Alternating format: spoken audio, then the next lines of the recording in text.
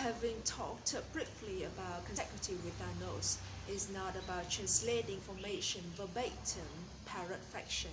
It is the notice of the speaker's intention, the message, the ideas, not the words, and then reproducing those. When you're doing that, there are two things essentially. First of all, you need to convey the speaker's tone. That tone is usually signposted by the facial expressions, by the gestures, and the intonation of the speaker. Secondly, you need to convey the most factual information. Well, there's a hierarchy of information. Some elements of information are more important and some relatively trivial. It is up to you to prioritize information and then reproducing them. Then you will need to think about the logical coherence of the speech, which is the way arguments made.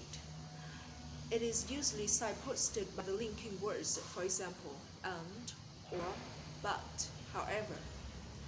You will also need to capture the introduction and the conclusion of the speaker because they frame the whole speech and contain the personal opinion, which is an important part of your interpretation, and usually contained in the conclusion if you find nowhere else.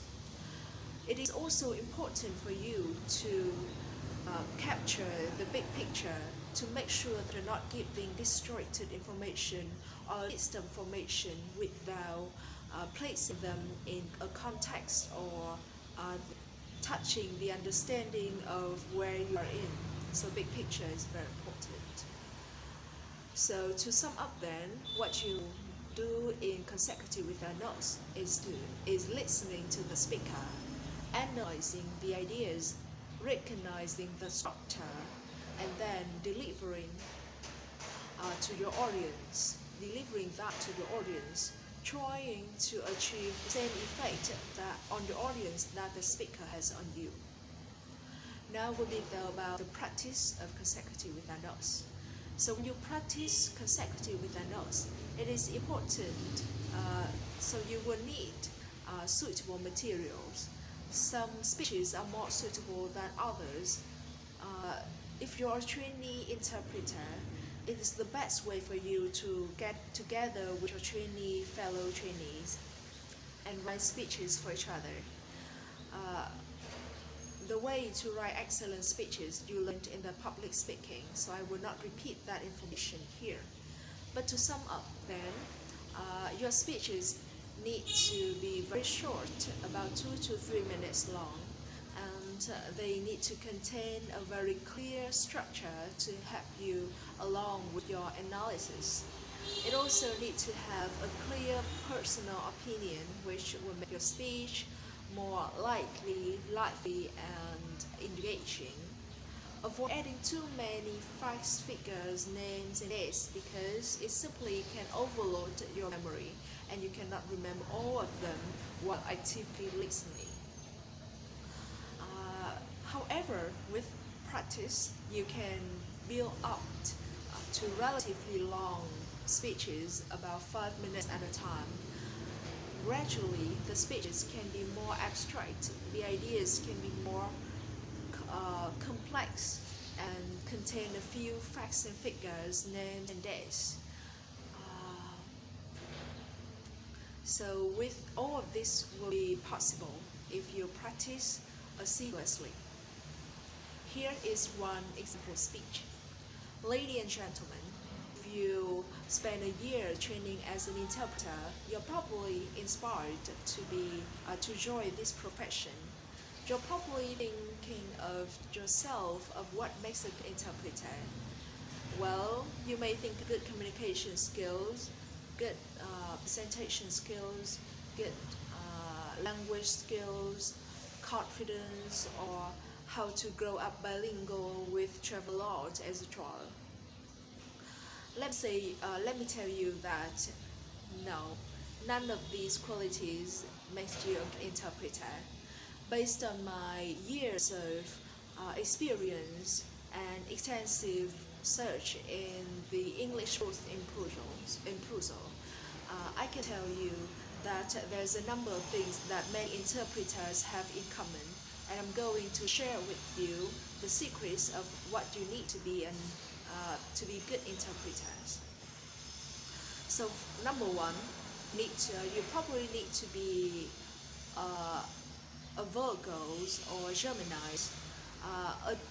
A disproportionate number of interpreters are Virgos. At the English booth are Virgos or Geminis. Geminis are very talkative, communicative, and they have great sense, they have great keen and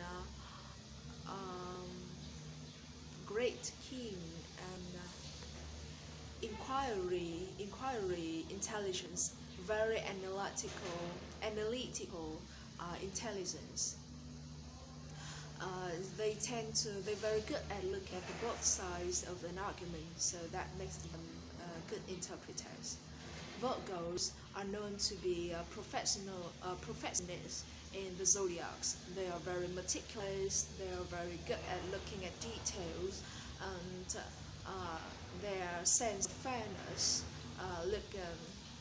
makes them look at an argument at both sides, and they're also very good at language, so that makes them good interpreters. Number one. So number two, it will help you with your interpretation if you're an early child. So the result from my research at the English booth reveals that many colleagues are children, which is quite weird. But scientific results showed that children have better ability to motivate themselves to achieve language or to adjust to new situations, and better ability of language, especially children who have siblings or gradual contact with adults. So number one, Geminis and Virgos. Number two, an early child. Number three, many interpreters have very interesting hobbies ranging from topiary to running a science farms. To narrow down, so I can put my finger in, is that interpreters has very creative hobbies and relating to language. Many interpreters like writing in their spare time. Is about music. It also relating to music. Many colleagues are highly skilled musicians. Many people think that music and marks are relating to each other, but I think that there's not much differences between an ear of music and an ear of language, or in other words, accent, the high and low pitches, and fluency. Let me take you a piece of evidence.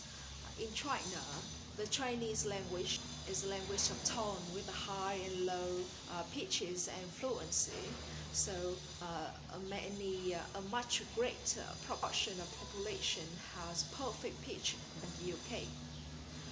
So that's my extensive research about what you need to be in order to be a good interpreter. So if you lost Geminis or Virgo, if you lost an early age, but you still want to be an interpreter, I suggest you to take up music straight away.